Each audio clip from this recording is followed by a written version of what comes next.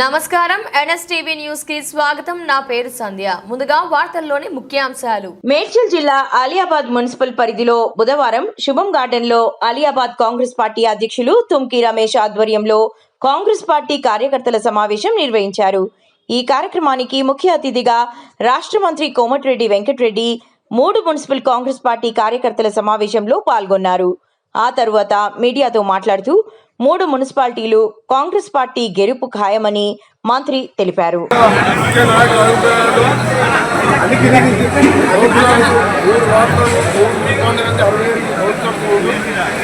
సంబంధించిన బయోడేటా తీసుకొని ఇప్పటికే అధ్యక్షుల వారు మా నాయకులందరూ కూడా కంప్లీట్ చేసుకుని వారికి మోటివేషన్ చేస్తూ ఈ ఎలక్షన్స్ ఎందుకు ముఖ్యమంటే అసెంబ్లీ ఎన్నికల కంటే గ్రామీణ ప్రాంతాల్లో పేద ప్రజలకు సంబంధించిన ఎన్నికలు.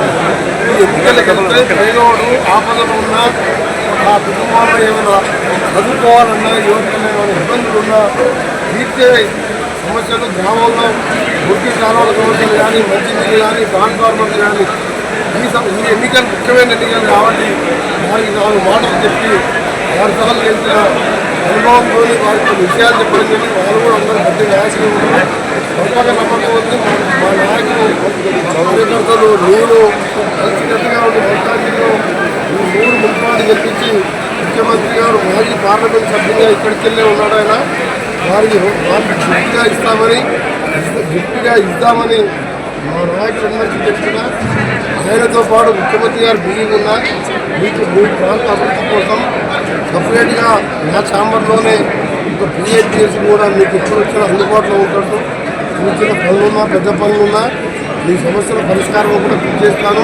కానీ మీరు మాత్రం ఈ 15 రోజులు ఫుల్ టైం ఇచ్చి ఈ 3 మున్సిపాలిటీ గెలిపించి కాంగ్రెస్ పార్టీ 113 మున్సిపల్ చేయడానికి 7 మేయర్లు జరుగుతున్నాయి. 100 సీట్లు గెలవబోతున్నామని చెప్పి కేటీఆర్ గారికి మరీ చెప్తున్నాం. మీరు మళ్ళీ సర్పంచ్ ఎన్నికల్లో తప్పుడు ప్రచారం చేసి 70% పైన గెలిచినాం. అందులో ఇంకా 10% మా రివర్సే గెలిచాము, అంటే 80%. వాళ్ళు ఏదో తెలిసిన 10-20% పోయి సన్మానాలు చేసుకుంటున్నారు. నిన్న ఒక విషయంలో ఏదో టెలిఫోన్ టాపిక్లో మాట్లాడుతూ కేటీఆర్ గారు మాట్లాడుతూ పోలీసు అధికారులు బెదిరిస్తున్నారు.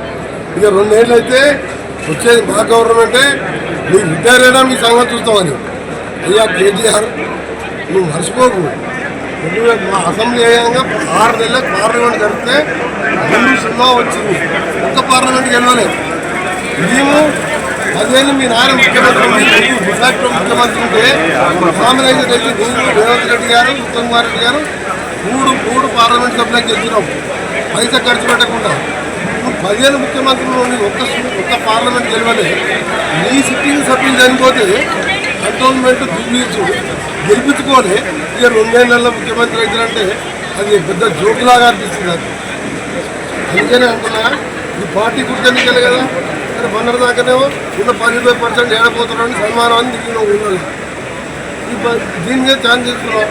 నేను ఛాలెంజ్ చేస్తున్నాను. 10% గెలుస్తుంది, 10% మున్సిపాలిటీకి గెలు, దేనికైనా దానికి సిద్ధంగా ఉంది. తప్పకుండా ప్రజలు ద్వారా సన్నబియ్యం ఎవరు ఊహించలేదు. 10 ఏళ్ళు రేషన్ కార్డు అనేది ప్రింటింగ్ చేయలేదు.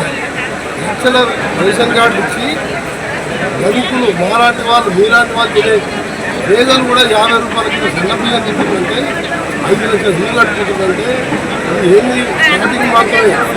ఆయన చేసి అప్పుడు బయటపడుతూ ఒక్కొక్కటి పోసుకుంటున్నాం. ఇంకా ఈ 3 ఏళ్ళు కాదు, ఇంకొచ్చే 5 ఏళ్ళు, ఆ 5 ఏళ్ళు కూడా తెలంగాణ పార్టీలో అధికారం ఉంటుంది. ఏమన్నా ఉండదు. మా మల్కాజిలో 3 గెలవబోతున్నాం. గెలిచిన తర్వాత కూడా ఇప్పుడు ఇవాళ వచ్చి నేను ఓట్లాడు ఇన్ఛార్జి కోసం వచ్చి తర్వాత పోతాను కాదు.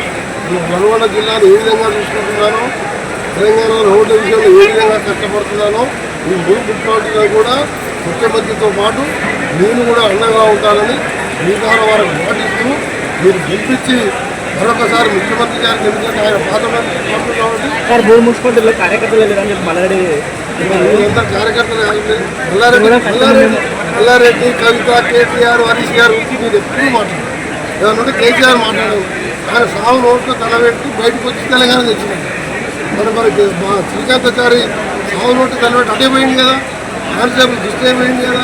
కోర్టు ఎంకరెట్ పదవి రాజీనామా చేసి మళ్ళీ పోటీ చేసి మళ్ళీ మంచి పదవి ఇస్తానికి 2 మాట ఇంటికి వచ్చింది. బాబు నేను ఆంధ్ర గవర్నమెంట్ తీసుకున్నాను. నీలాగా బయోలక్షన్ చేయడం మళ్ళీ పోటీ చేయడం నీలాగా మీరు కొట్లాడి వచ్చి తెలంగాణకి నా నాయకులం కాంగ్రెస్ పార్టీ అంటే 140 సంవత్సరాలు జరిగింది. మీ సొంత బిడ్డనే బయటికి వెళ్ళవలసి ఉంటుంది. మీ సొంత బిడ్డ సమాధానం చెప్పి మాట్లాడడం నేను నాతో మాట్లాడాలని మీకు చాలా టైం ఉంది బాబు. మీ స్థాయి నా స్థాయి కాదు. కేటీఆర్, హరీష్, కవితకు సమాధానం చెప్పి ఇవాళ కూడా ఏమన్నది మళ్ళీ పేరు పెట్టింది ఆయన గురించి హరీష్ రావు గురించి ఇద్దరు కారణం టీవీ తీసుకుని అందుకనే చెప్తున్నా. కవిత ఏమన్నది హరీష్ రావు, సంతోష్ రావు కాళేశ్వరం మీద దోచుకున్నారు, రావన్న జాగ్రత్త నేను కూడా ముగిస్తానని చెప్పి వాళ్ళు అందుకనే ఆ లెక్కలు చేసుకోవాలి. మొన్న కూడా కేసీఆర్ బయటకు వచ్చి అన్నాడు, నువ్వు అనుకున్న అసెంబ్లీ ముందు మీటింగ్ పెట్టిండు, మీటింగ్ పెట్టి 2 ఏళ్ళలో లెక్క రాబోయే 3 ఏళ్ళలో లెక్క నీ అసెంబ్లీకి వస్తున్నా అంటే నువ్వు అనుకున్నావు వచ్చి గడగడ ఆడుతాడు 3 నిమిషాలు ఉండేది అసెంబ్లీగా. నువ్వు అనుకుంటా నేను చెప్తున్నా కేసీఆర్ గారు నీకు నైతిక విలువలు ఉంటాయి.